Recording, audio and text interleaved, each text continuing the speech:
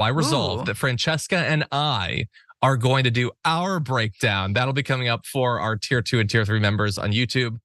For now, though, stay safe out there. Stay sane out there. I'll see you soon.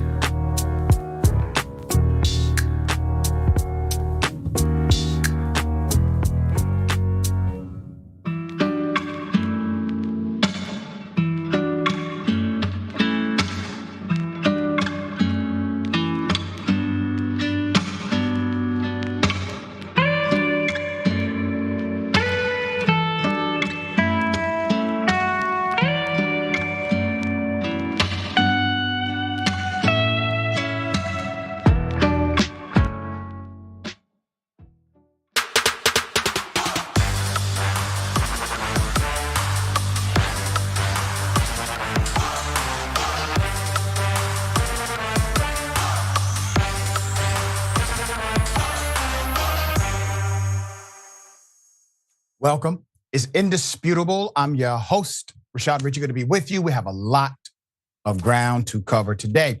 Wosny Lambre, TYT contributor extraordinaire, among many other things on the program today, breaking down news of the day.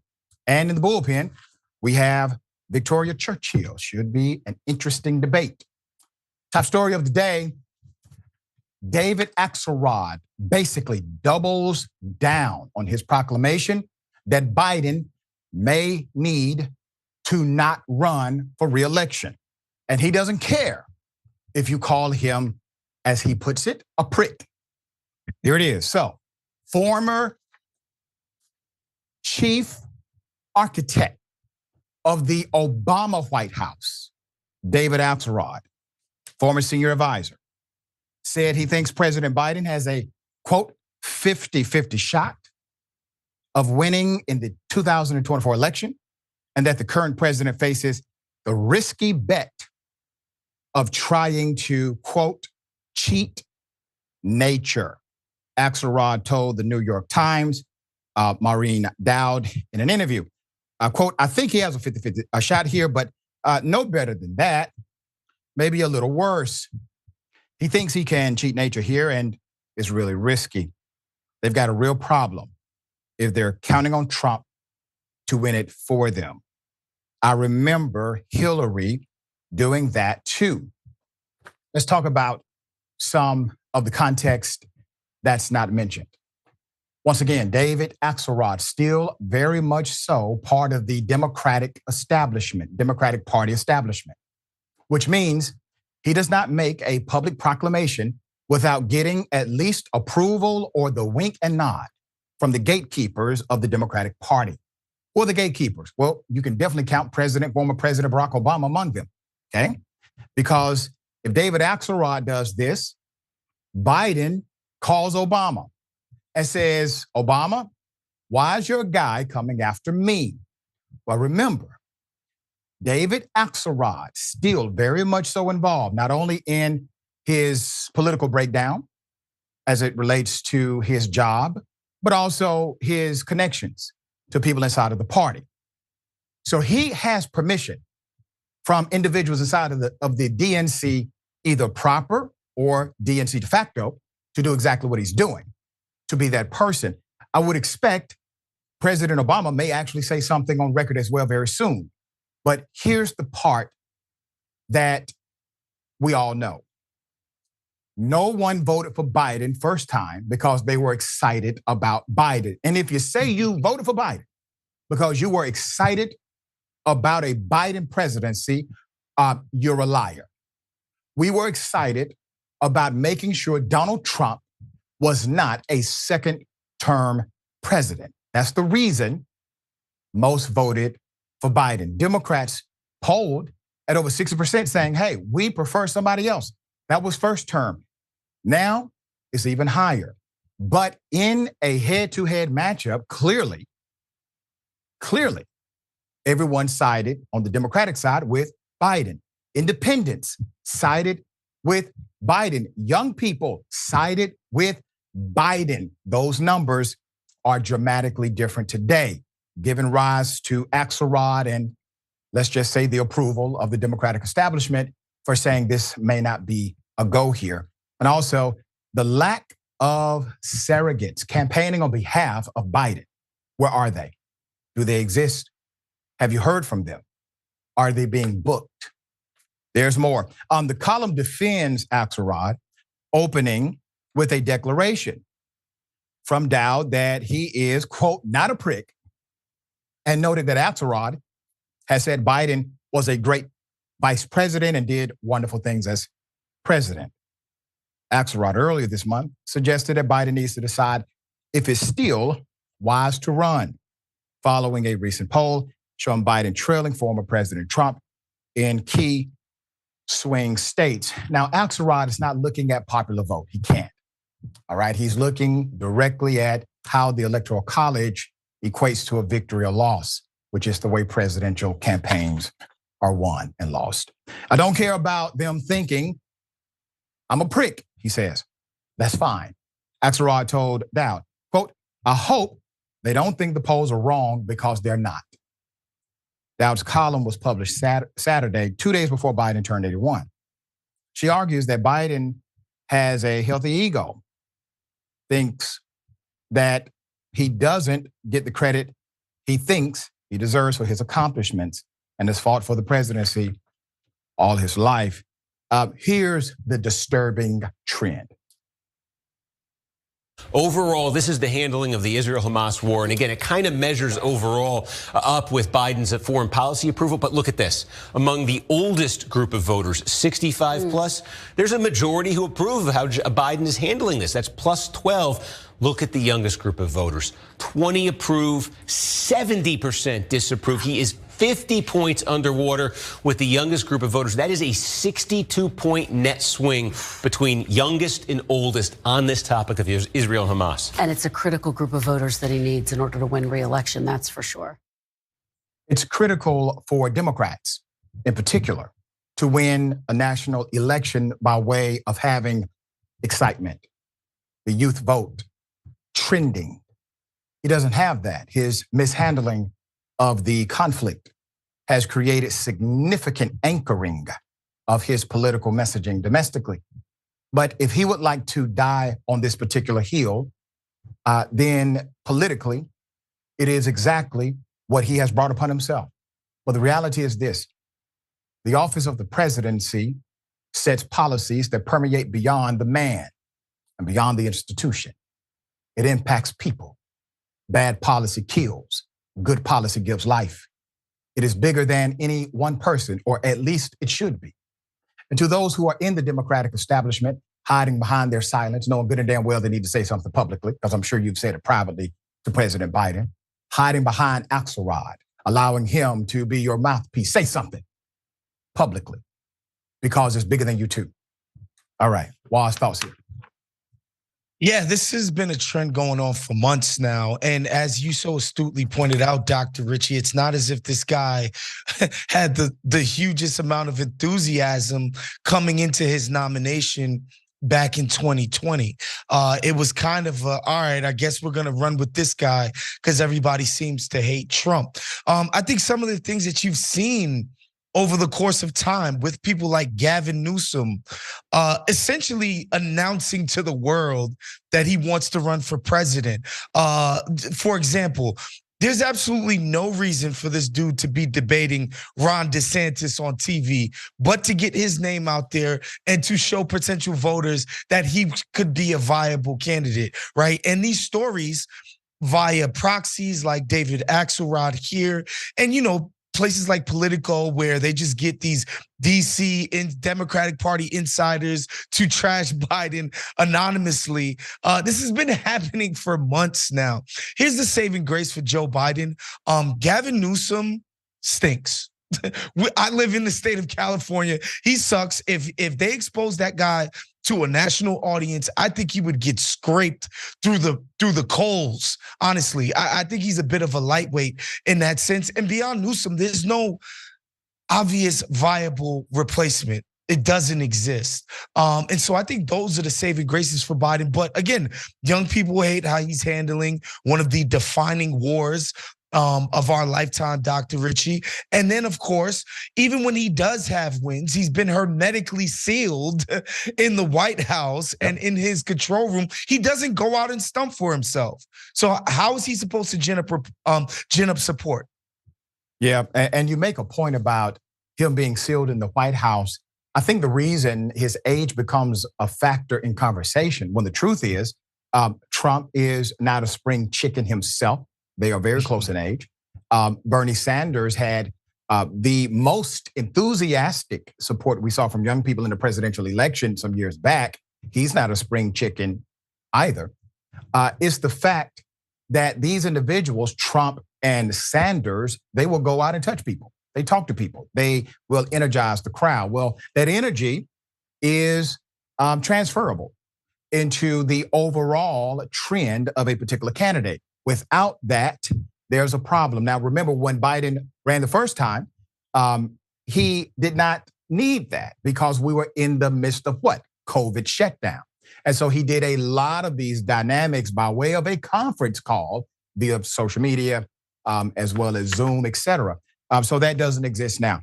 Obviously, if Biden would have delivered on the resume, this may not be as much of an issue because people would have something to be very excited about. You have to now hold the gains that you made. But if you have not made those gains, you cannot campaign on them.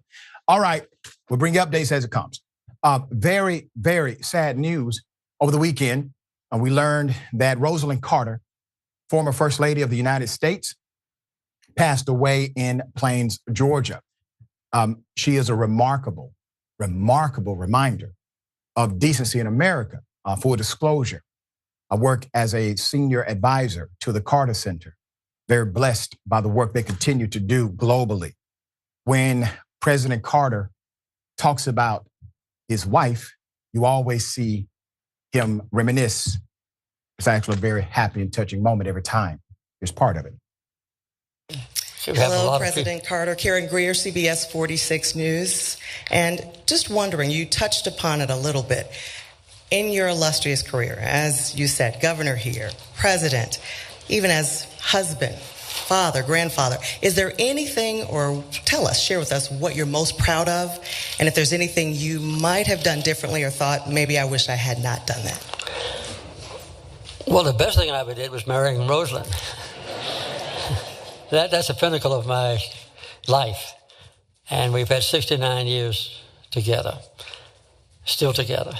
And so that's the best thing that happened to me. But I think getting involved in politics and going up, as a state senator, then governor, and then president of the United States is obviously a glorious event. So, and we have a growing family. We have 22 grandchildren and great-grandchildren.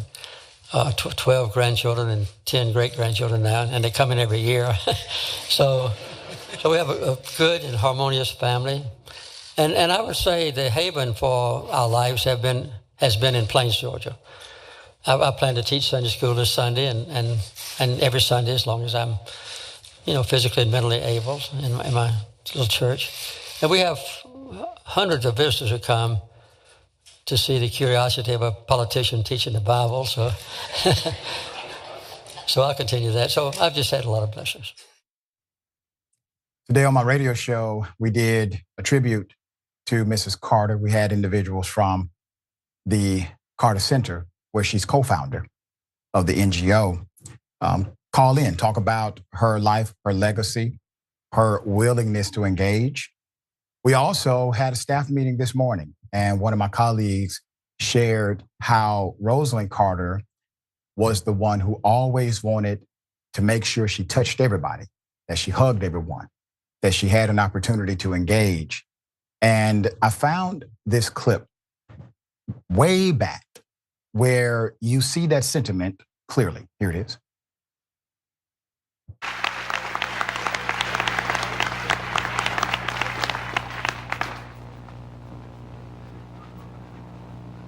Thank you very much, and it is wonderful to be here with you again. I see so many familiar faces in the audience. I just want to stop and speak to every single one of you. If you had a receiving line, if I had time, because that's what I like to do. But I'm afraid that today I'd just be able to speak to some of you as I go out up and down the aisles, but know that I care for every one of you. You've meant so much to Jimmy and to me over the years, and you are the reason that Jimmy Carter is president today, and we thank you from the bottom of our heart. On the campaign trail, she was called the secret weapon. She went to 40 states herself, campaigning on behalf of President Carter. She also transformed mental health advocacy in the United States of America, transforming the very laws that govern mental health in America today. She has always been a mental health activist and humanitarian in every sense of the word. Ernie Suggs, S-U-G-G-S, writer, editor for the Atlanta Journal-Constitution in their Culture and Race division, just a few hours ago wrote this amazing article about how Mrs. Carter transformed mental health law in the United States of America. Per the Hill, former First Lady Rosalynn Carter, wife of former President Jimmy Carter, died Sunday afternoon. She was 96 years of age. The Carter Center said in a statement, the former First Lady passed away just after 2 p.m. on Sunday at her home in Plains, Georgia, about 2 days after she entered hospice care. Quote, Rosalynn was my equal partner in everything I ever accomplished. President Carter said in the statement, she gave me wise guidance and encouragement when I needed it. As long as Rosalynn was in the world, I always knew somebody loved and supported me. The Carters marked their 77th wedding anniversary in July, as of 2021, actually. Their marriage became the longest for a first couple in U.S. history, surpassing former President George H.W. Bush, Barbara Bush's 73 years of marriage. Besides being a loving mother and extraordinary First Lady, my mother was a great humanitarian in her own right, wrote Chip Carter, her son, in a statement. Quote, her life of service and compassion was an example for all Americans. She will be sorely missed, not only by our family, but by the many who have better mental health care and access to resources for caregiving today. All right. Obviously, our thoughts, prayers, and positive vibrations are with the Carter family. This is never something easy. And while people say, well, you can prepare, you really cannot. Not for somebody that means so much to you. All right. Wosny, I'm struck by how decent she was all the way through, wanting to help other people in comparison to where we are now in politics. You literally just took the words right out of my mouth. Watching you so beautifully and eloquently speak on the former First Lady's life, just the concept of a civil servant, the idea that you would go to work on behalf of other people and their betterment. Just look at some of the clown shows we got going on in Washington today. The idea that these people think that they're working on behalf of anybody who isn't themselves or their family members and their own personal enrichment, I don't think they share that sentiment. And so to reflect on somebody who so embodied that idea, again, that you would go to work every day on behalf of the betterment of other people in your society, I think is an incredible example. And obviously, the former First Lady will be missed. Very well said. Very well said. All right. One of the most extreme and bigoted tirades you will ever see done by an actor. Yeah, a voice actor. We're going to go to it, and then I will give you the background. Here it is. They're going to arrest your ass, yeah, of course, right? When he came back, what was the first thing he told you? He got out. He said, listen, he said, if you get out, I'm a what? God, I was trying to tell you that before you even started talking to him. Yeah, before I tell you. Listen to somebody who has experience in life. If I'm putting you on game, right?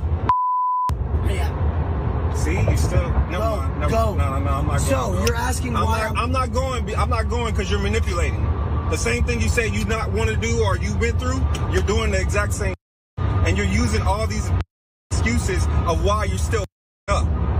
So you're the type of person, you're gonna have to bump your head for you to learn. So when somebody who is older than you, I want to tell you right now, you are Australopithecus Cro-Magnon rock stupid. You're Down syndrome. I don't give a. You do not understand that your literacy level needs to be brought up from the Mariana Trench, and you have a issue with your intelligence. When the bites come or the ants come at me, it'll take 10,000, 100,000 of them to take me down.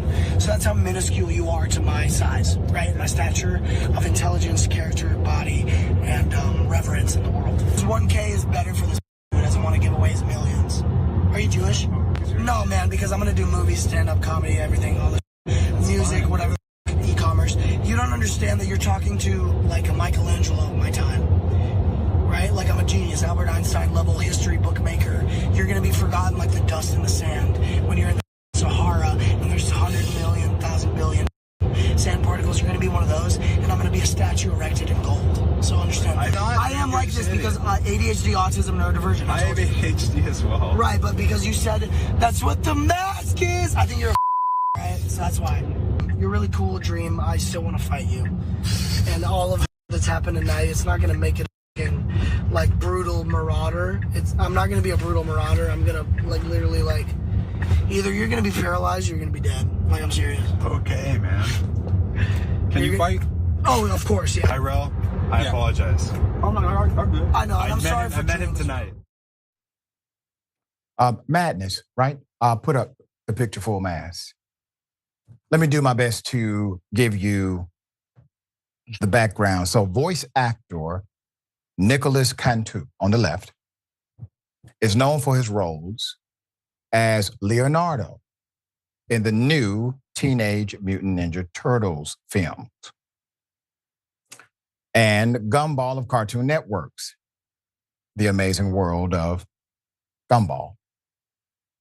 He has been accused of serious misconduct by popular Twitch streamer and YouTuber Clay Dream on the right. The recorded incident of an Uber ride the two shared has now sparked more scrutiny. But how and why did this video end up online? All right, according to the narrative, all started on November 15th when a parody account took a dig at Dream, okay? Sparking a fiery exchange. Nicholas jumped into the ring, mistakenly engaging with the parody account. Accusations of pedophilia and shocking revelations followed. Dream now wanted to back down, fired back with serious allegations. He accused Nicholas of physical assault, racist slurs, and even shared screenshots of private messages where Nicholas said, "I'm sorry," blaming being drunk and high for his behavior. In response, Nicholas seemingly admitted to the physical assault and apologized for his behavior during the Uber ride, but denied using racist slurs. The drama intensified as Clay exposed more alleged text, revealing a tangled web of accusations. So things took a new turn on November 18th when Dream posted the video of Nicholas berating both the Uber driver and himself. The video showcased the behavior, including offensive language and insults directed at both the driver and Dream. Clavin countered the claim of generously tipping the Uber driver, providing context to the situation. He alleged that the voice actor not only assaulted him once, but attempted to do so again after the Uber ride. Yeah. Wow. Okay. I don't know where to start, but I will say this first off. Okay. Sir, you liken yourself to a genius. Okay. You believe you are smart. Good for you. You should believe in yourself.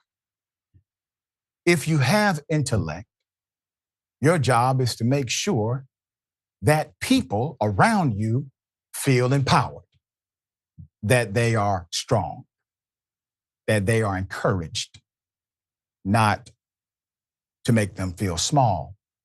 Because see, in times like this, when you seek to make others feel small, you only reveal yourself as small.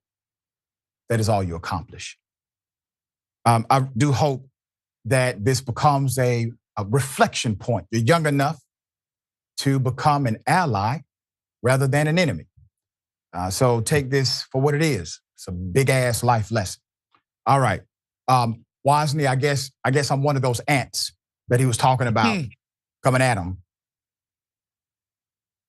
Yeah, I watched that video and I see a young man who's hurting, who is clearly going through some kind of episode. And I would hope first and foremost that, we just talked about the passing of Rosalynn Carter and the advocacy that she's done for mental health care.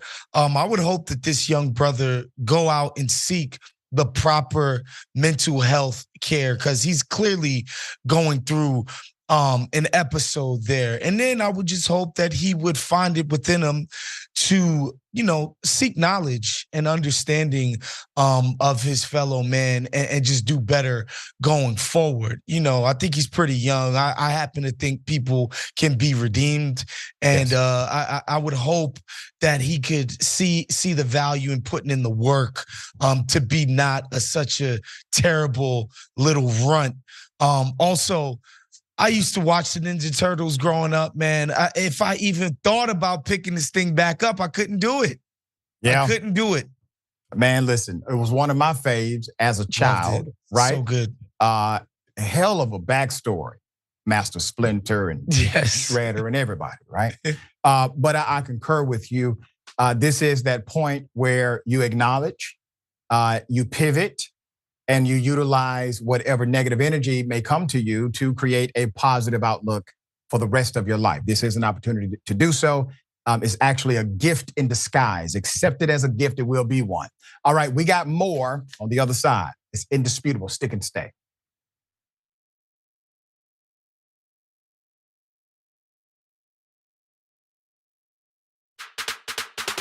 Indisputable, exclusive, disputable, exclusive. We brought you this first. No other news agency has this video. No other news agency has this story. Every week on Indisputable, we do original, exclusive, investigative reporting you'll find nowhere else. Our reports have been viewed by millions. Hosted by Sean King, Ben Crump, Senator John Ossoff. You, through your investigative reporting, unearthed very troubling allegations about specific forms of abuse and discrimination in the federal prison system. We catching these cases on camera. Just imagine the things that we don't see. Our groundbreaking investigations and exclusive interviews bring you the real voices no one else wants you to hear. We tell the stories. Imagine a prison that is so racist, the corrections officers contact me. That is a life or death situation being created. A black woman who was driving for Uber was allegedly assaulted by a white male passenger. After we got involved, roughly 24 hours later, the police all of a sudden opened up an investigation. What was going through your mind when bullets were simply flying inside of your vehicle? Honestly, I thought I was going to die. Did these officers ever say that you fit the description of somebody they were looking for? Did they say that? Never. Okay, that means they lied. And we want you to be part of our truth-telling movement. Send pictures and video of stories no one else is telling and a 1 or 2 paragraph summary of the story to Indisputable's exclusive tip line at indvideos@tyt.com. If you have more information about what's happening at this particular facility, please let me know. Together, we're challenging the system, and together, we're making a difference. I have the entire background to this story, and it is going to make your blood boil. Indisputable with Dr. Rashad Ritchie, unveiling the truth, empowering the people. Weekdays at 2:30 p.m. Eastern, 11:30 a.m. Pacific. All right, let me do a little quick plug here. It's not even a plug. I'm bragging, okay? I'm bragging. Watch me. We have a channel on YouTube, a whole channel devoted just to the Young Turks. It's badass, right? Wow, man. I can see the void. You guys are rock stars. Unbelievable. Senator Sanders, welcome to Rebel Headquarters. Man, you guys are amazing. We gave you what you wanted. Okay. Speaking of shirts. I have a surprise. You reached a lot of people. You are the Young Turks. And we have spread that progressive message wide and far. Let's keep it going.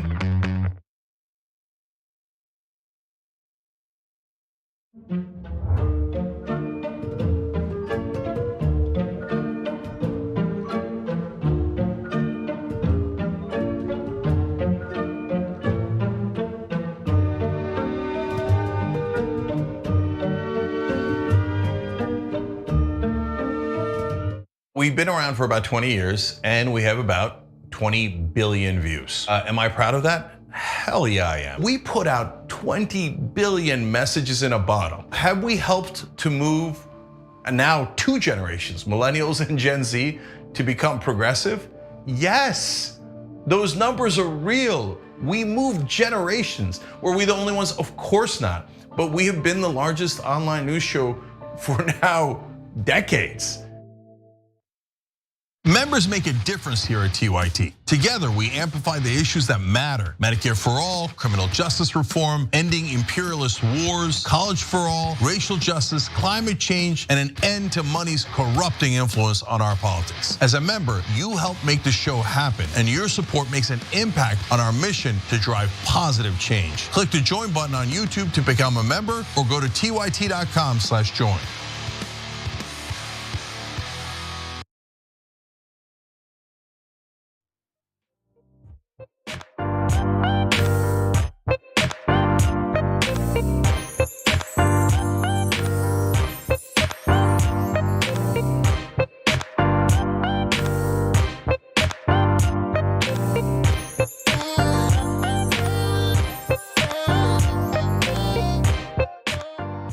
All right, welcome back. We got a lot of show left. Let me read some of these amazing comments. Civitas Fox, GOP and DNC seem to be closer than any of us would like to admit. Yeah. Cats and Dragon. The Carters are a rare and true representation of what Christianity is supposed to be. They gave their lives helping others, including Habitat for Humanity. You're absolutely correct. Absolutely correct. I remember we used to do these things called Build on a Dream. And this was during Dr. King holiday.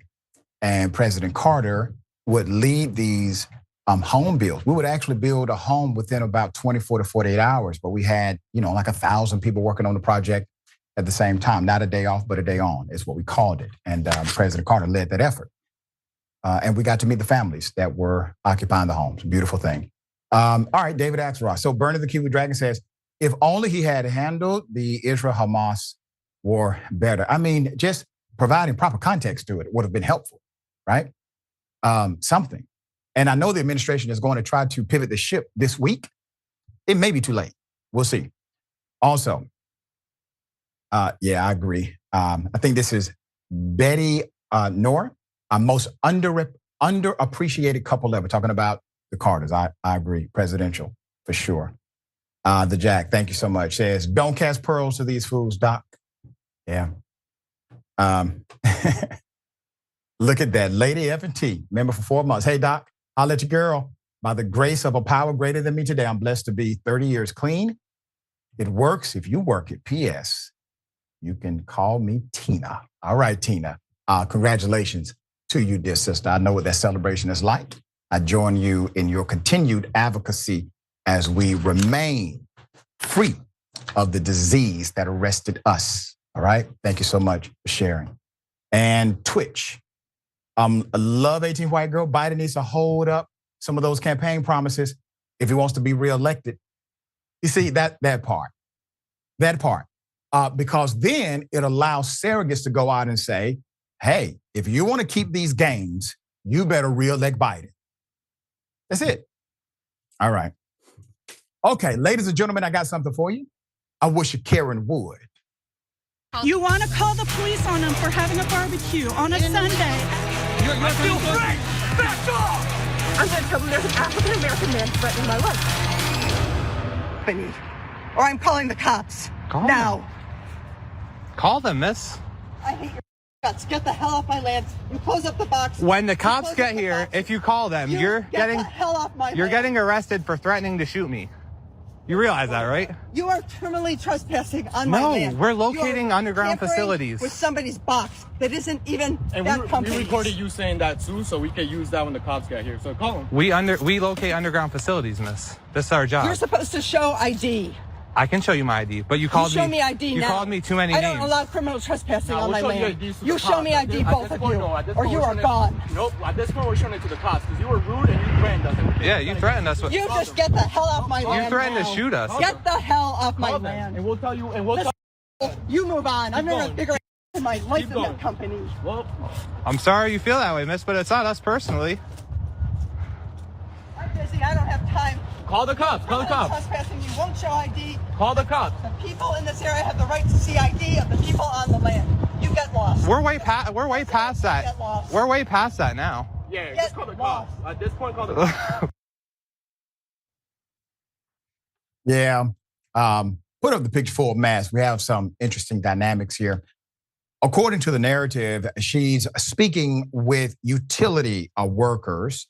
These utility workers are finding or locating facilities that are underground, sometimes wiring and other elements. This is quite normative. Typically, you are able to spot them readily.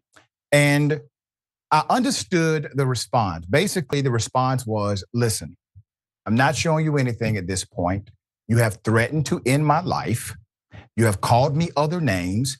So that energy is going to get a response of non-cooperation, okay? So that was basically their response. But I want you to pay attention to the shoes here. Look at the feet work, all right? Do you see her shoes? First of all, what are those? Secondly, one is a darker color and the other one is white. I can only imagine the reason why her shoes are possibly mismatched, is because she wanted to hurry up and get outside in order to do this engagement that you have seen. Not much information is available about this particular Karen, nor why she has on mismatched shoes. That is simply my conclusion. Wosny, why does she have on mixed match shoes? All right, you're on mute there, brother. Sorry. That is a great question. One that I'm struggling to find the answers to. A woman of her age. My niece used to do this back when she was 2.5. Right. She thought it was fun. Yeah. Right. To wear two different colored shoes. What I was struck by was her referring to it as my land, this land. She really sounded like a colonist, a settler. Yeah. She must have sang, "This land is our land," a lot growing up. Dr. Richie. Right. When she said that, I'm like, wait a minute, ma'am, you're basically at a cul-de-sac. I don't understand what you mean. It's like all of this does not belong to you. I promise what are we doing? What are we doing? Good point. Okay, got something for you. Double dose. You want to call the police on them for having a barbecue on a Sunday. I feel free! Back off! I'm going to tell them there's an African-American man threatening my life. Yeah, I don't know what. And that means what? I'm in public. You could lose that job, Miami-Dade. What's your name and badge number? You don't want to tell me? You don't want to tell me that name and badge number? Look at this one, y'all. Look at this one. Listen, this one. You get me on what? No. I do bad policing. I do this. Sir, excuse me, please bother me. Sir, excuse me. Please switch now. This is not acceptable. What's going on? Okay, the lady was sitting beside me. That is NFL legend Warren Sapp having a Karen incident, according to the narrative, happened to him. Put up the picture full mask. This is interesting. I am asking Warren Sapp to send me additional context. I would like to confirm the details. Here's what we know so far. We know that she claimed, based on the video, that she is Miami-Dade police. Now, here's the problem I have with that, Miami-Dade. Unless Warren Sapp has done something against the law, why would you say you are Miami-Dade police? Unless you are attempting to abuse your authority. That's what we will call that. For example, when we've covered police officers being pulled over or police chief having an interaction with law enforcement, and the chief says, hey, I'm the police chief of somewhere, Mississippi. Well, that has nothing to do with this DUI you're about to get, right? And we have clearly seen the abuse of power there. So why are you identifying yourself as a police officer if Warren Sapp did nothing against the law? That's number one. Number two, when he decided to record and question your alleged abuse of authority, You also indicated that you would have him on the no-fly list. The no-fly, for what? We still would like to know what illegal act has taken place, all right? Once again, put up the picture. And to Miami-Dade, I would like to confirm, is this one of yours? So I got 2 inquiries. Confirmation, if this is actually one of yours or not. And 2, I need Warren Sapp to send me the rest of the details. All right, there we have it. Warren Sapp, former American football star, defensive tackle, played national football 13 seasons, primarily Tampa Bay Buccaneers. He said he does this. I didn't know he did the whole, anti-corrupt cop thing. But that's great. We need more people who are anti-bad cops in the world. Wise thoughts. Whenever I see something like this, honestly, Dr. Richie, I'm happy that it is somebody like Warren Sapp, who is famous, well-connected, well-positioned to not be intimidated by somebody like this. I just think, man, if this was somebody else who didn't have the stature of a Warren Sapp, who, for the audience members out there, he's literally one of the greatest football players ever. At his position at the University of Miami, we're talking about national championships. This guy is a legend, won Super Bowls. He's a Hall of Famer. He's literally one of the greatest football players in the history of that game. And so, he can't be intimidated by somebody who's calling him a cop. But I would just hope, man, somebody else who encounters this nonsense out in the wild is well positioned to defend themselves against it. Yep, there you go. All right, once again, I am seeking more information. Just send the information indisputable. We got more on the other side. Stick and stay.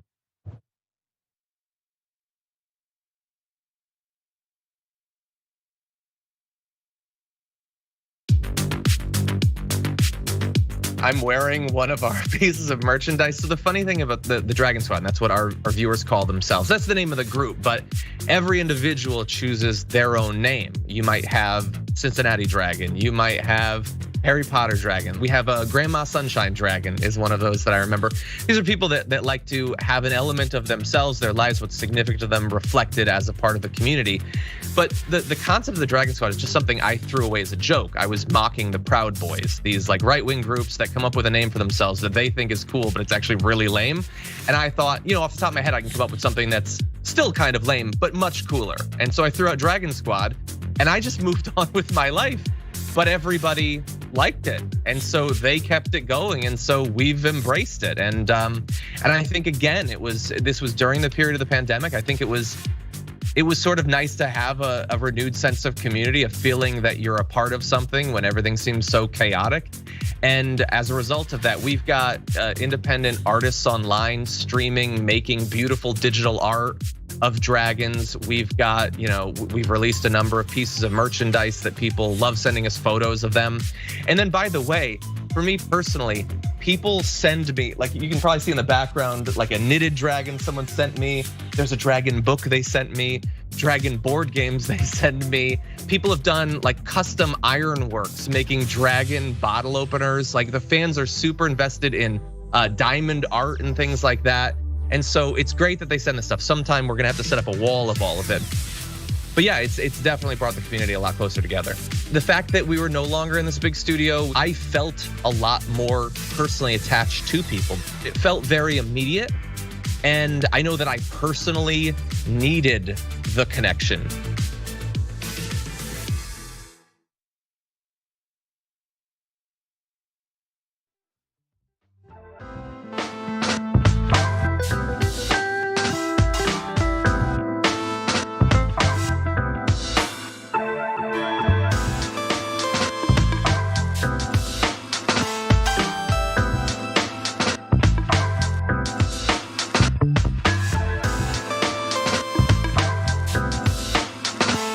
All right, welcome back. A lot of show left. Let me read some of these comments. Okay, next TYT report says, as far as I know, there is no law requiring you to give up ID to another citizen if you're suspected of trespassing. And it's non-criminal. So criminal trespass does require intent to commit trespass. And so that was definitely an argument gone awry. The Jack, thank you so much for that. We appreciate you. Yeah. So marginalized individual says, everyone claims they are Miami-Dade police when they are traveling. Really? Is that a thing? That would be so, listen, I need Miami-Dade to answer the question because everybody's asking, and Miami-Dade, according to the last update before the show, had not answered the question. We do need to know if she's out here claiming to be the police, which by the way is a crime. All right, that part is illegal. So the only person, if she's not a cop, the only person who did something illegal is her. Because claiming to be a police officer and you're not is against the law. All right, and Tina, Lady F&T. Yep, and, oh yeah, already did the shout out. Thank you again. And to, yeah, late_Bloomer66. Oh my effing God, woman, don't get yourself recorded and posted if your shoes don't match. The shoes did not match. All right, and Destiny PM, Libertarian Karen is really big into private property rights. She said the land. Okay, I'm glad this is happening. The man who was exonerated after being falsely accused, convicted of killing Malcolm X, sues for millions. All right, put up the picture full mass. We have been covering this as the story has developed over time. So 85-year-old Muhammad Aziz, who was exonerated for the murder of the civil rights activist Malcolm X, is now suing the FBI on allegations the agency hid evidence of the actual killers and proof of his actual innocence. Now he's suing, but this stuff is already basically on record. As Atlanta Black Star reports, he claims the agency engineered his cover-up, this cover-up to protect and preserve, quote, the scope, nature, and activities of its counterintelligence operations while weakening the civil rights movement, COINTELPRO. The $40 million lawsuit filed by Mr. Muhammad Aziz alleges the FBI, including then Director J. Edgar Hoover, intentionally caused the presentation of false evidence against, concealed a trove of evidence, and orchestrated fundamentally unfair legal proceedings against Mr. Muhammad Aziz. At Hoover's behest, the FBI's counterintelligence program, also known as COINTELPRO, enabled agents to infiltrate US political and social movements, completely unconstitutional, by the way. Hoover's aim was to, quote, expose, disrupt, misdirect, discredit, and otherwise neutralize Black activist groups, according to one decades-old FBI report. The suit also claims the FBI carried out concerted efforts alongside the New York Police Department to suppress the integrity of the investigation into Malcolm X's murder and exchanged a network of information and evidence. Muhammad Aziz, a U.S. Navy veteran and a 26-year-old father of two at the time, was arrested for Malcolm X's death alongside another accused killer, Khalil Islam. The civil rights leader was murdered on the 21st, of February 1965. He was preparing to give a speech at the Audubon Ballroom. This was in Upper Manhattan when it happened. So Mr. Aziz spent 20 years in prison for this false conviction. Mr. Islam served 22 years but died in prison in 2009. Islam's estate filed what's called a companion suit, $40 million lawsuit. Their lawsuits claim both men were attractive targets to pin the crime on because of their affiliation with the Nation of Islam. And also because they did not have many alibi witnesses. They had some, but it wasn't as if a whole crowd could vouch for their whereabouts, all right? Put them up in a hearing, okay? To vacate their convictions. Then DA Cyrus R. Vance Jr. claimed FBI employees and the NYPD, quote, this is coming from the then chief prosecutor, quote, intentionally concealed. But damn, that sounds like a crime, does it not? Intentionally concealed records of witnesses, some of whom were FBI informants. Those things would have had to come to the forefront as evidence during a trial. Who failed to identify Mr. Islam and implicated other subjects and suspects, end quote. All right. Mujahid Abdul Halim, AKA Thomas Hagen, one of the men who shot Malcolm X, testified in 1966 that Aziz and Islam had nothing to do with the murder. Malcolm X was killed in 1965. This man said these individuals your government has arrested had nothing to do with it. Halim confessed he and 4 other men were involved in the fatal shooting, but never identified his co-conspirators. However, in the lawsuit, it alleges that the FBI decided to conceal the evidence, pointing to another suspect named William Bradley, who fired a shotgun blast at Malcolm X because the agency had a, quote, significant ongoing relationship with Bradley. Aziz and Islam both told police they were at home at the time with their families. Aziz was home recovering from a leg injury that he sustained after being beaten by police a month before the murder of Malcolm X. The complaint also alleges that the FBI coerced witnesses into giving false and materially misleading statements to prosecutors in their sworn testimony, and claims that the weapon Halim used to shoot Malcolm X was recovered by an FBI informant named Ronald Timberlake. Timberlake reportedly delivered the gun to the FBI, and agents then handed it off to the NYPD.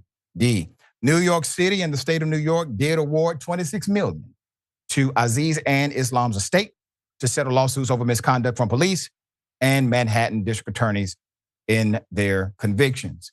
Okay. Payment not nearly enough, obviously. Okay. You took so much away. I'm talking about the governments involved, not just one, multiple agencies involved, in order to pin the murder of Malcolm X to 2 individuals who had nothing to do with it. All right? Now, you got some money allocated. There's a suit now for $40 million with a more robust and complete narrative of what actually happened. Names are highlighted here. When will the people who were involved, some of them are still alive, when are they going to be indicted? Everything cited is illegal, all of it. Even when the DA stood up and publicly proclaimed that the FBI did this, which by the way was a bold move. That DA did not engage the FBI and arrest them. It takes more than 1 or 2 people to pull off something this massive and this corrupt. It takes an entire culture of individuals working in coordination with the other, multiple agencies, multiple governmental operations, multiple governmental leaders who were involved in this massive and high-ranking cover-up and crime. All right, Waz, thoughts here. Man, I just hope this brother and his family and their estates are able to get some level of restitution. I think it's important for folks to understand that Elijah Muhammad, the Nation of Islam, despite what their reputation is in mainstream media, this is a conservative Black organization. And never be surprised when Black conservatives, Black as they may be, are in collaboration with the authorities to stamp out and put down Black dissidents and Black radicals. It's no different from what happened to Malcolm X. This was a collaboration between the state and the very top of the Organization of the Nation of Islam. There's been incredible reporting around this. This isn't rumor or conjecture. This was collaboration between the FBI and the state. And what I would tell people now is that the state has realized that freaking violently murdering dissidents is bad for business and a terrible look. They now just buy them off. Man, the purchase power of the American government is quite massive. And if you're willing to sell out, that means you have a price. And now they just have to figure out what it is. Very unfortunate. We've seen good leaders become corrupt because of that process. All right, hell of a thing. A police chief pulls out a gun on a woman, gets arrested. He's charged now. Put up the picture full mask. Hell of a story. Hell of a situation. Here's the background. Arkansas. Parkin Police Chief Robert Thomas Lee is now facing assault charges after making alarming death threats. Lee was arrested at 2 a.m. last Thursday on suspicion of aggravated assault on a family or household member and first-degree terroristic threatening. So this is according to K8 News. Quote, officers were called to a home in the 500 block of East McAley around 1:42 a.m. This was on November 16th regarding Thomas, who was identified as the Parkin police chief. Quote, when West Memphis, and West Memphis is Arkansas, there's a West Memphis in Arkansas. When West Memphis police arrived at the scene, the victim said she came home to find Thomas standing outside the home intoxicated. She told officers that a few minutes after speaking with Thomas, he got upset and started throwing out her belongings. There's an incident report. Let's put it up. So according to the incident report obtained by WREG3 News, quote, she told me Thomas then got his gun and put it to her head and told her he was about to kill her, end quote. Officer Mason People stated in the report. The victim said when she pushed the gun away, Thomas began choking her, so she bit him to get him off of her. According to the report, Thomas then called another woman and said, come get this B word. I'm about to kill her, end quote. When the second woman arrived, his sister, she told officers that Thomas started threatening her, saying he was going to shoot her, kill his wife, then kill his own dad tomorrow. Thomas was bonded out of jail just an hour and a half later at about 3:30 a.m. A court date has not yet been set. Local resident says the news is shocking. Quote, I've met him personally, and to me, he was a real nice guy. It's a shock to me. This is a hell of a thing. I can't imagine. I cannot imagine the fear pumping through the mind, the body of individuals who are trying to calm down. This is a family member, all right? No matter what, police chief or not, this is a family member. So you have a particular relationship that's not a cop-citizen relationship. This is a family member, but this family member has a gun, knows how to use it very well, and is probably going to spin a narrative to try to get away with it afterwards, if it happens that way, okay? So all of these things are going through your mind. But at the end of the day, when you are a police officer, especially one who has not simply rank, but you're the top guy. There is nobody on top of you. You're the chief of police. Your leadership matters, as they say, on the field and off the field. Obviously, according to the narrative, this person, this chief, was intoxicated. We have seen that intoxication literally lets down some of the barriers that you may have normally had. But the expression, the sentiment, internal is there. Sir, I will suggest to you, you may have a problem. You may have a drinking problem. And I would recommend that you get help for that. If that's the case, you could have possibly ended the life of everybody you say you love. All right? Thankfully, nobody was shot. He was arrested. Justice will roll as it is supposed to, at least according to the current report. Hell of a thing. And they needed to call the police. I saw some online chatter about why would they call the police on a man? How can you not call the police on him? How can you not? This man could have killed everybody. All right, Waz, thoughts here. I just want to give some acknowledgement to that sister. She showed incredible bravery under the circumstances, man. So kudos to her for her resilience in that harrowing situation.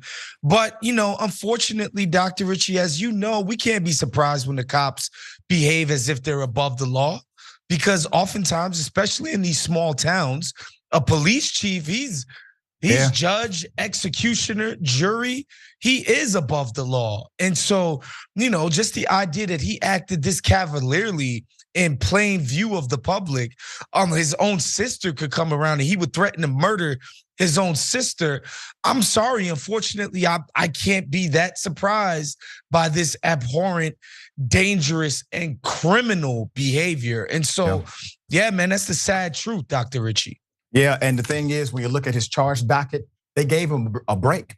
They gave him a break. They could have charged him with so many more felonies, but they charged him with basically two very serious crimes. We're going to follow this. We're going to see exactly how the wheels of justice continue to permeate beyond the moment. We got more on the other side. It's indisputable. Stick and stay.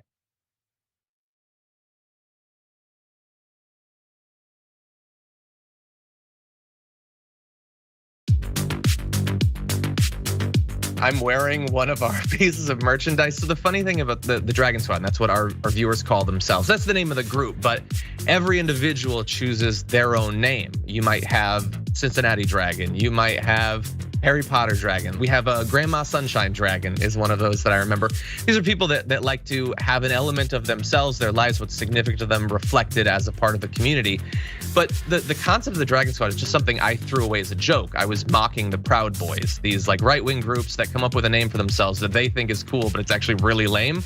And I thought, off the top of my head, I can come up with something that's still kind of lame, but much cooler. And so I threw out Dragon Squad, and I just moved on with my life.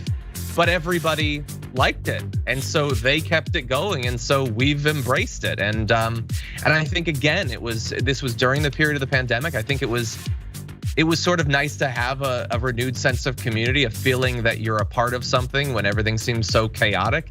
And as a result of that, we've got independent artists online streaming, making beautiful digital art of dragons. We've got, we've released a number of pieces of merchandise that people love sending us photos of them. And then, by the way, for me personally, people send me, like you can probably see in the background, like a knitted dragon someone sent me. There's a dragon book they sent me, dragon board games they send me. People have done like custom ironworks, making dragon bottle openers. Like the fans are super invested in diamond art and things like that. And so it's great that they send this stuff. Sometime we're gonna have to set up a wall of all of it. But yeah, it's definitely brought the community a lot closer together. The fact that we were no longer in this big studio, I felt a lot more personally attached to people. It felt very immediate. And I know that I personally needed the connection.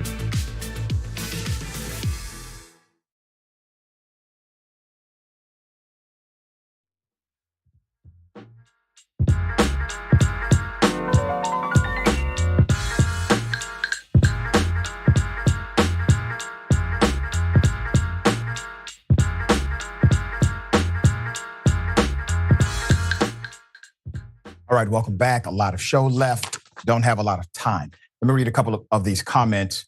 Very interesting. So Dissident PM says, remember all of this the next time the right wing is playing the victim when it comes to the government targeting them. Every accusation is a confession. That's a very good point. So Galfer 71, I'm surprised he got bonded out so quick. Actually, I'm surprised he got bonded out, period. You think he would have been kept until a judge could set bond, and that a good judge would have said no bond or a very high bond. Yeah. All right.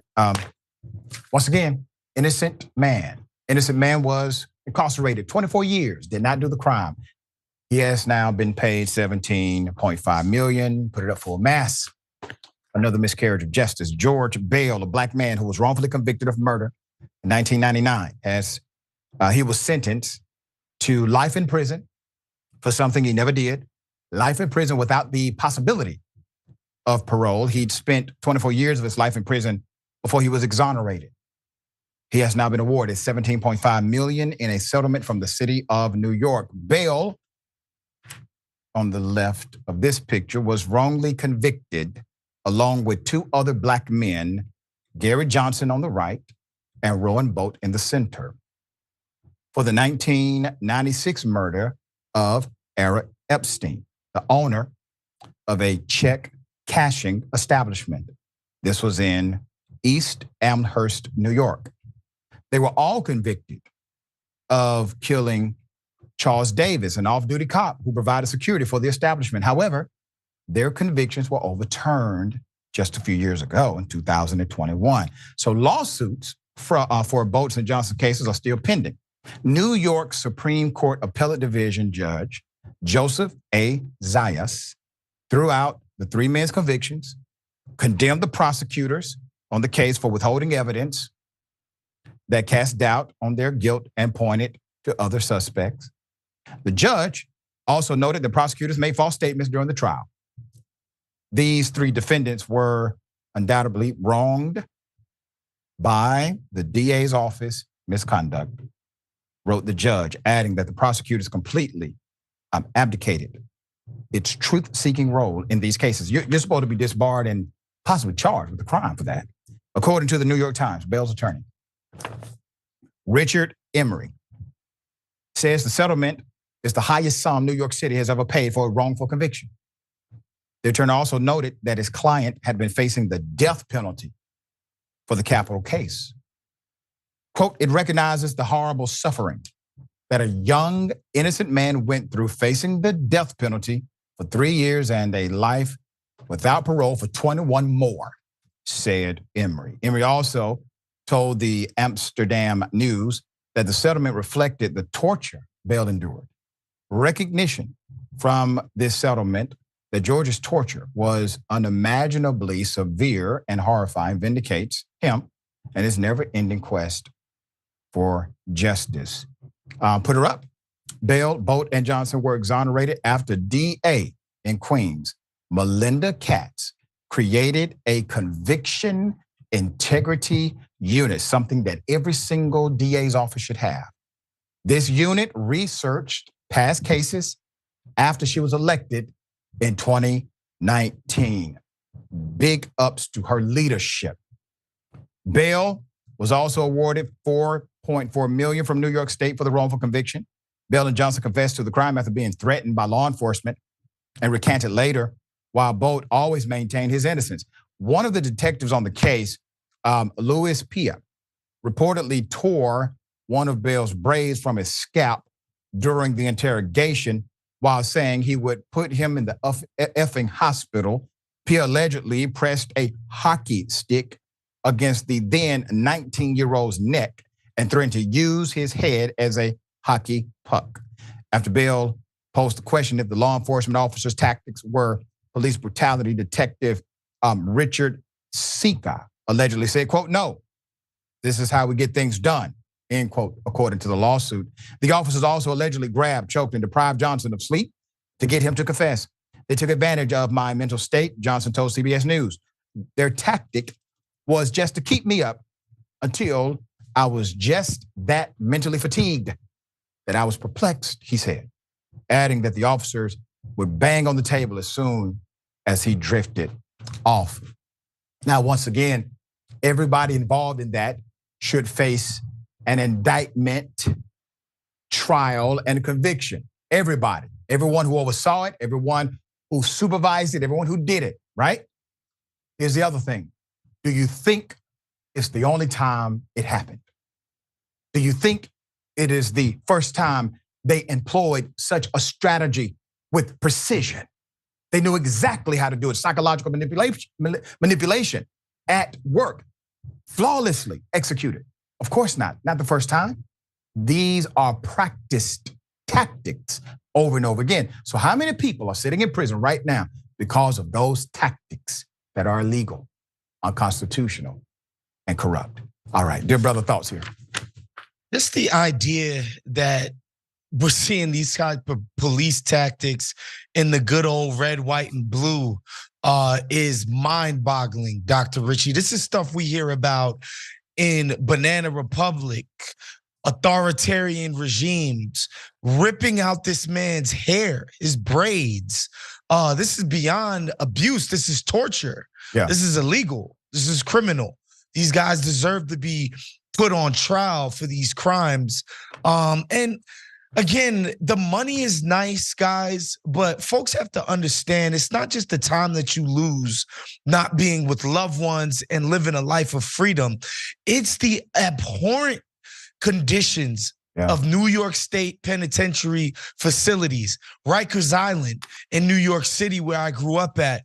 Every single assessment of that facility it's inhumane how they're keeping these folks. So it's beyond, the life that was stolen from them, what they're subjected to while in prison. This ain't no damn country club, y'all.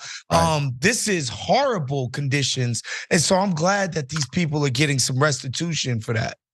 Yeah, and this life is not about money at all. If you tell someone, hey, I'm gonna give you $1 million, but the catch is you have one day to spend it because you will die tomorrow. Virtually nobody would take the million, proving that life is much more than about money, all right? Okay, here we go again, put her full mask. Another school teacher accused of inappropriate, illicit actions with a student. Hell of a thing, South Carolina. Reagan Anderson, a former teacher, was arrested Wednesday for preying on a 17-year-old high school football player. The 27-year-old married mother of two is facing 2 counts of sexual battery on a Holly Hill Academy student for the alleged abuse. That's according to WCSC News. The first 2 allegations occurred, based on the allegations, occurred on October 22nd on Bunch Ford Road. That's according to an arrest warrant obtained by the local news. The second incident happened in a parking lot on October 28th outside of a Pizza Hut. Anderson also allegedly sent the teen nude photos on Snapchat. That's evidence. Rumors soon began swirling, and the school contacted the sheriff's office on November 8th. The judge set Anderson's bond at a whopping $2,500 and told her not to have any contact with the victim or his family. She was released with a GPS monitor the same day. The statement from the victim's mother, quote, a trusted coach, teacher, and friend that abused our trust and violated her oath as an educator. She has ruined our son's life. The teen's mother read from a statement in court. He should be 100% focused on being a fun-loving, football-playing young man. But this predator has robbed him of that ability. No young quarterback or athlete is safe in our community if this woman is free, the outraged mother continued. Statement from the school. Holly Hill Academy was made aware last week of allegations regarding an inappropriate relationship between a staff member and upper school student. Head of school Brandy Melanaw wrote in a letter sent to parents. The administration immediately contacted law enforcement. The statement says that Anderson no longer works at the school and the administration is cooperating with the Orangeburg County Sheriff's Office. Based on that bond, ladies and gentlemen, the judge who set the bond, that judge doesn't take it as seriously as it is. I want you to think about this. What if a male teacher would have engaged in something the exact same as this allegation? Do you think they get to go home on a $2,500 bond, $2,500 after engaging in such inappropriate relationships, sexual assault on a student under their care in the school system? Hell no. All right, Waz, thoughts? Yeah, it's terrible. I think the problem for me is the trust that's now eroded. Parents send their kids to the school thinking that they're under the protection of trusted teachers, advisors, administrators. That's to me, that's the tragedy in all this. I honestly think the kid is gonna be able to recover from having his teacher touch his little pecker, but the trust that's been eroded within the community from this woman's indiscretions, like, it's hard to recover recover from that.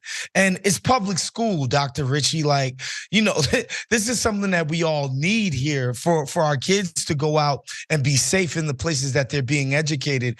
And this woman and her indiscretions is just a violation. And it sucks that it has to happen this way. Yeah, and counseling is likely going to be required. Feelings are possibly involved, hearts broken, and then the scrutiny of the public inside of a moment like this in a small community can be detrimental. So we are glad that the mother sees it for what it is and is trying to make sure the proclamation of how extreme it is echoed. And so we do wish them well. Always a pleasure have you on the show, dear brother. Tell people how they can follow you, check out your great work. BIGWOS on every single social media platform. Check us out at theringer.com for our NBA, NFL, and pop cultural coverage. And check me and Nando Vila out on Woke Bros, wherever you get your podcasts. Always a pleasure to be on with you guys. Same, dear brother. All right, we have the Bullpen next. Stick and stay.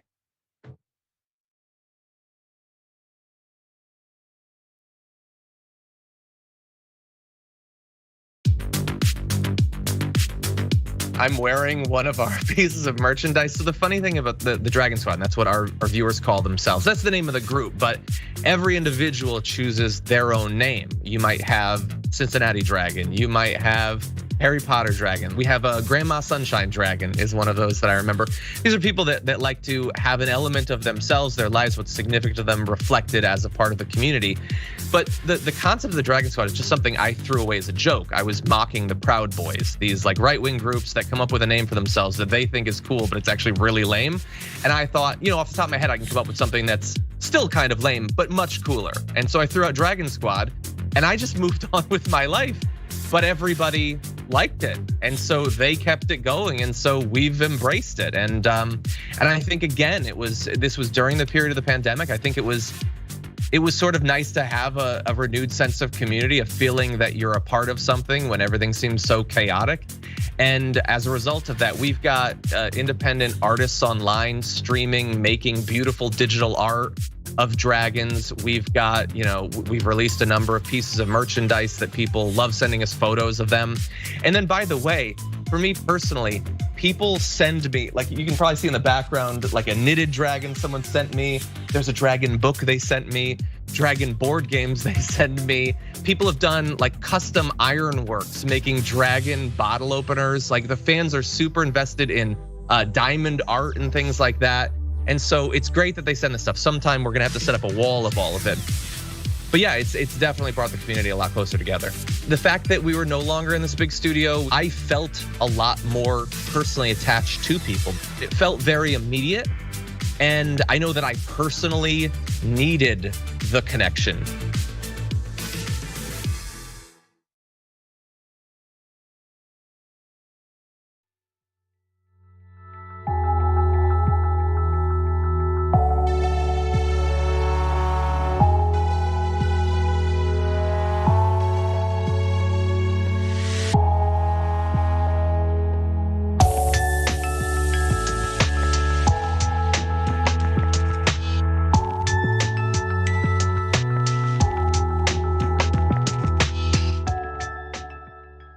All right, let's get it. Ladies and gentlemen, welcome to the Bullpen.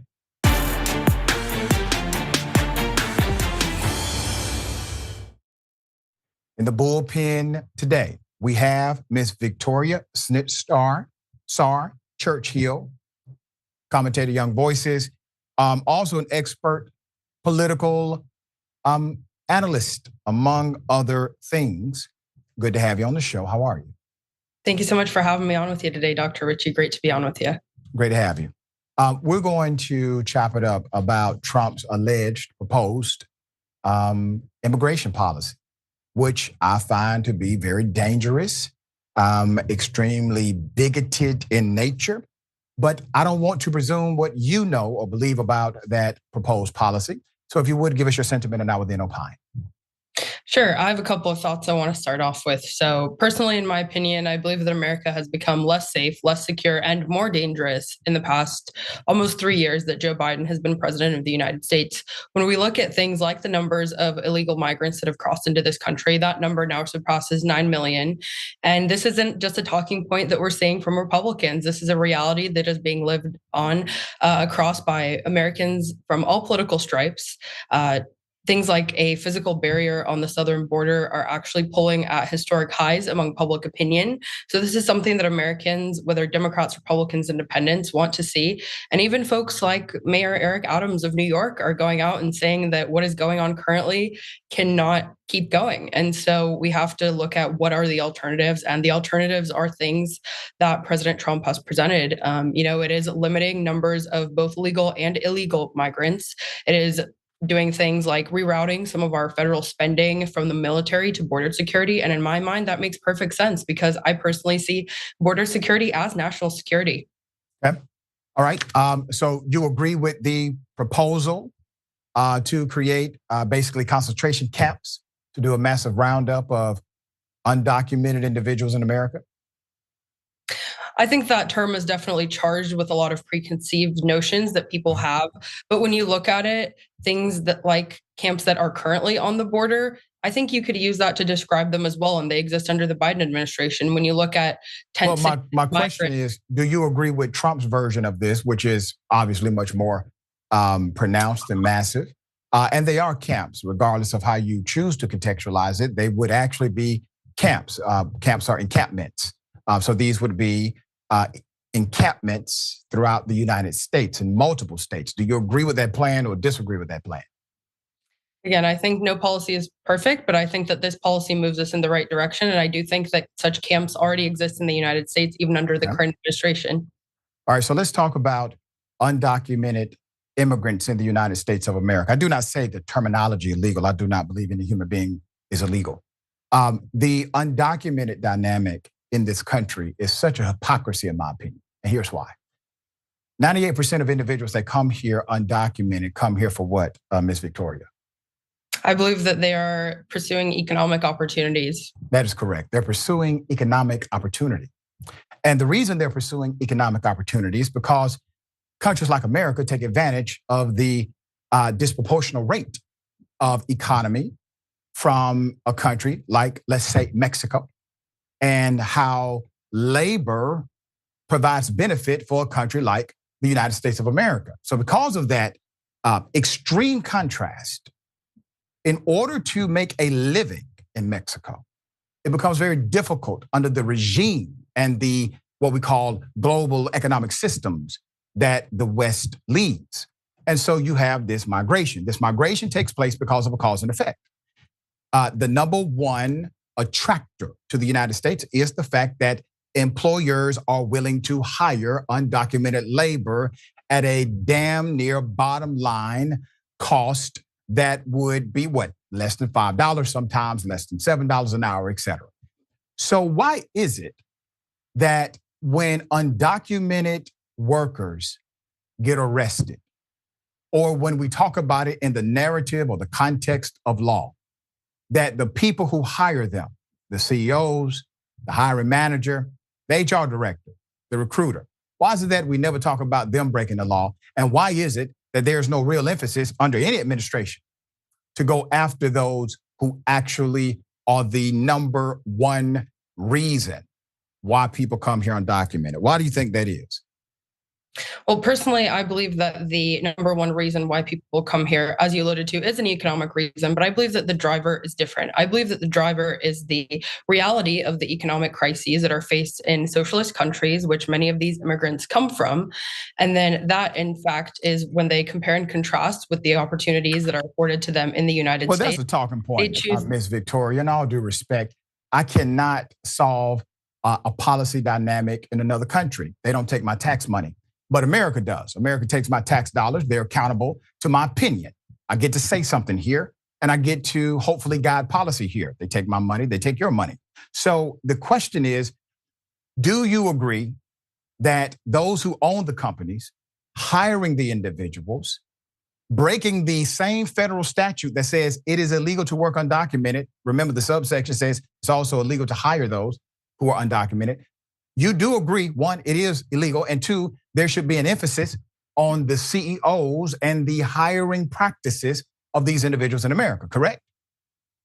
Yes, I believe that any corporation, is forced to comply with things like E-Verify, which many do. And I believe that, again, these are not victimless crimes. If people choose to hire undocumented workers, they are actually taking away opportunities from Americans who are willing and able to have various jobs and then move themselves up the economic ladder. I believe that that opportunity should be afforded to anybody that wants to work hard in this country. Okay. And yeah, right. And yes. Well, let me ask you this. So we do always kind of go to this employment dynamic. Do you know the number one job killer in America? You know what it is? I would say it's probably the prevalence of large government programs that encourage people to not work instead of work. And we've seen— No, ma'am. The facts, you should actually check some facts before you say talking points to me.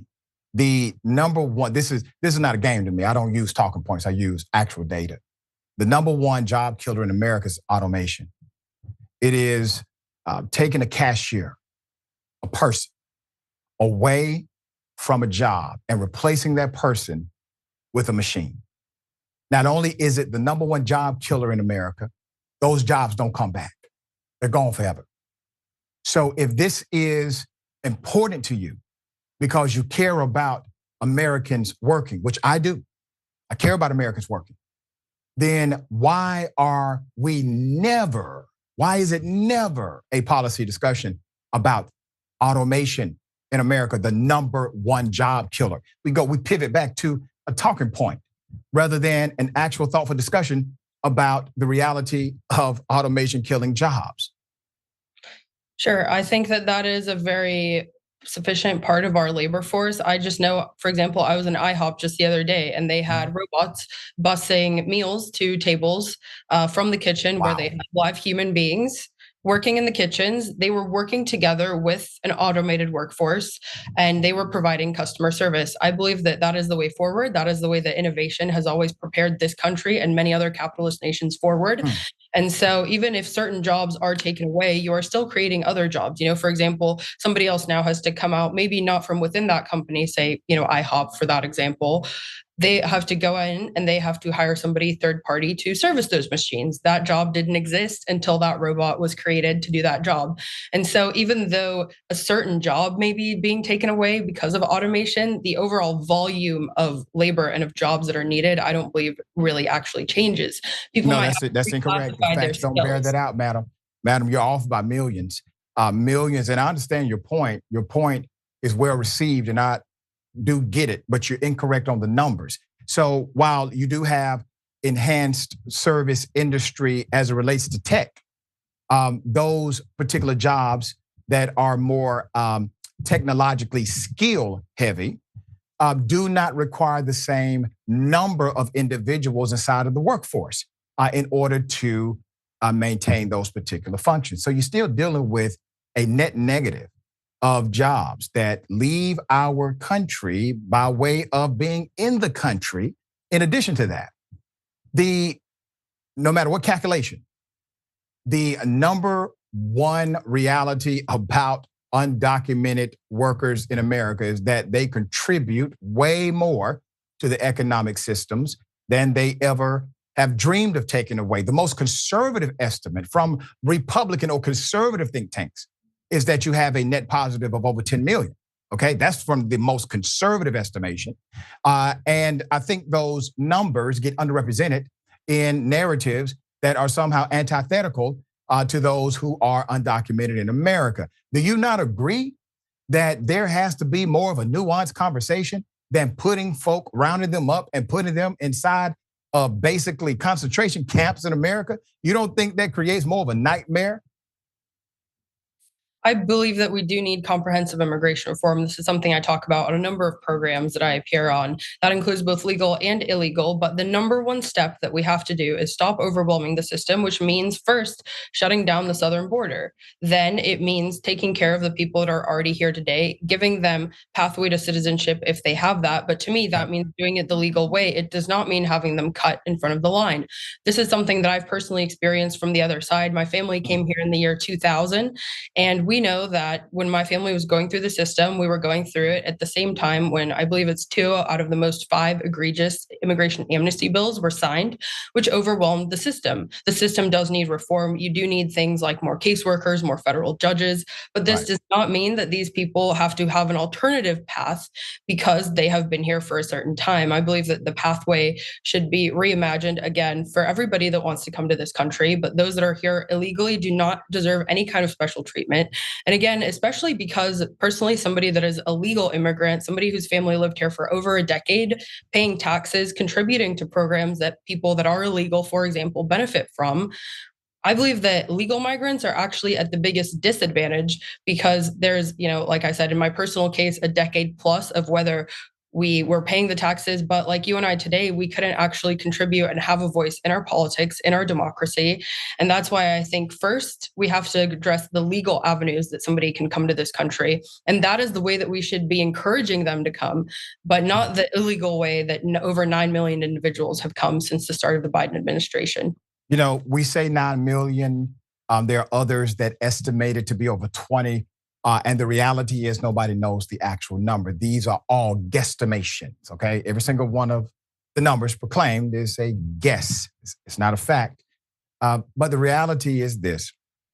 We talk about immigration in the context of us and them. It is us and us. We're all human beings. We're all people. And we understand cause and effect. If America wanted to solve this problem, they would do things that made sense. Like number one, going after the CEOs who create the problem.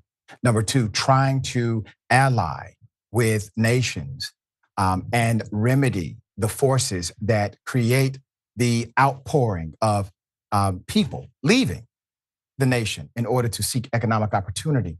America fights wars claiming they're the good guys and they must be involved in this conflict. But what about the economic conflict? What about the corruption conflict that causes a domestic issue in America? They don't seem to be willing to correct those. And while we're on the subject of habitual violators as it relates to immigration law, who or what country is the number one violator of overstayed visas in America? Do you know that answer? My guess would probably be India. It's actually Canada. Canadians are the number one violators for overstayed visas in America. Have you ever heard of a narrative or a potential raid to round up Canadians? I have not heard of a proposal like that. But one thing that I am aware of is actually highly skilled. Victoria, why? Why? They're violating law. They're violating immigration law. Why? Have you never heard of Canadians being rounded up in this nation? I have never heard of that, probably for the same reason that you never have, because you don't have trains of Canadians lining up at the northern border to cross into this country illegally like you do at our southern border. And at the southern border, I believe that it is a sheer mass of individuals from a variety of countries. However, that total number You think it's the number? Is bigger. You think it's just the number? I've always tried to base my arguments in facts and figures that have solid data behind them. So I always tend to look at the numbers when I'm forming my own opinions and arguments. Well, my point to you is that not only have you never heard that Canadians are the number one violators of overstayed visas in America, which makes them what? Undocumented, makes them in the country, being in the country illegally. You're not going to hear about some massive law enforcement apparatus coming after them. And that is because the narrative to white Canadians that narrative does not fit like it fits to brown people who are trying to work to make ends meet. All right, I'll let you have the last word. Go ahead.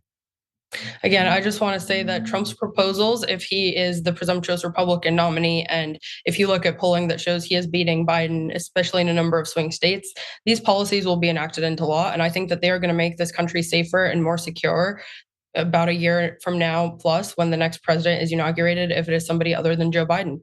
Okay. Last question. What demographic in America has the lowest crime rate among them? I think that it is people that come here to this country wanting to make it better. So I believe that it is probably your legal immigrants who recognize the value of laws and have honored them from day one that they stepped on American soil. All right. It's actually undocumented individuals. They have per capita, percentage-wise, the lowest offense rate than any other demographic in America. Just, you can check the facts on that one. I do appreciate you being on the show. Thank you. Thanks so much for having me. Absolutely. All right. Always remember, take care of yourself, take care of each other, take care of the planet. Remember, the truth is always indisputable.